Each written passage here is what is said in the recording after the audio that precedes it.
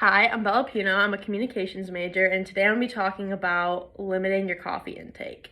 So, eImports is the leading provider of coffee in the world, and they recently came out with their 2020 statistics, and they said that Americans drink over 400 million cups of coffee every single day, and that the United States is the leading consumer of coffee in the world.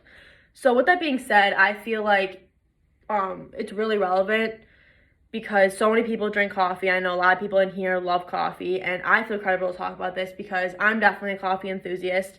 I love coffee. In between last speech and this speech, I feel pretty credible to talk about it just because I feel like I've done a fair amount of research.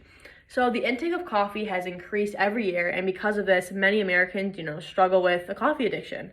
And to better understand limiting coffee intake, we will use my research map to talk about different kinds of coffee, the health effects, and then finally how to deal with withdrawal symptoms. So during my research, I found a TED Talk talking about coffee and how it's prepared and how it changes health effects through it being prepared. So this guy, Asher Aaron, in the TED Talk, he talks about how companies make coffee to their benefit and it loses all of its nutritional value before we even drink it. So 95% of coffee is old, dead, and stale. So Aaron really talks about that, and he emphasizes that it's old, dead, and stale throughout his TED Talk, and he basically talks about how, companies they only care about marketing, their branding, making money, and shelf life. That's all they care about. They don't really care about what its health effects does to you as long as it's benefiting them. So we know the brand's main goal is to make money. So we feed into that by buying, these $5 cups of coffee at Starbucks or Dunkin' or wherever. And, the main goal as a consumer, as this guy really talks about, is finding the best cup of coffee and the best taste, the most nutritional value. And so Asher Aaron travels the world and he's looking for, a great way to, have the best of both worlds and find this. So he came up with his own roaster called My Roast.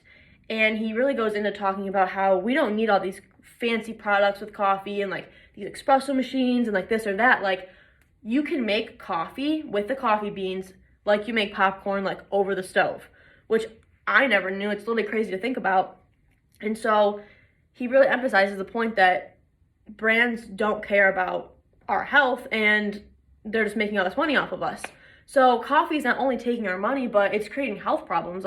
A study from an American journal by a clinic in Oxford shows that drinking coffee can affect your metabolism. So how the study worked is they split these people in 3 different groups. They had their non-coffee drinkers, their coffee drinkers, which is 1 to 2 cups every day, every other day. And then your excessive coffee drinkers, which is 3 cups of coffee to 6 cups of coffee every single day. I fall into the excessive amount of drinking coffee. So basically, the study says that it's affecting your metabolism. And when you drink a cup of coffee, it boosts your metabolism up, you're all ready for the day, go, whatever. But as you keep drinking coffee, your metabolism's getting immune to the coffee and it's actually making your metabolism slower.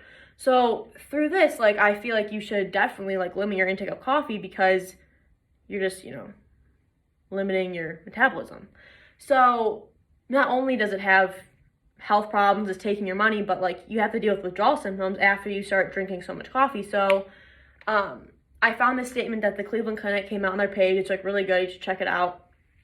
But the Cleveland Clinic, is a hospital based in Cleveland, and they have a great research team, and they said all the different health effects that coffee can bring you, such as headaches or, diarrhea or the jitters or whatever it may be. And they talked about ways to limit your coffee intake and not have to deal with so many withdrawal symptoms. So they basically said start drinking coffee every other day, or limit your amount of coffee, or put in decaf coffee to trick your brain into thinking you're actually drinking coffee when you're not. And that was a really good thing to learn about. So to better understand limiting coffee, we talked about my research map and talked about brands and the health effects on coffee and withdrawal symptoms. And overall, I feel coffee does cause many problems, but at the end of the day, people are going to do what they want to do. So, everything in moderation. I'm going to go have my cup of coffee, and yeah, that's it.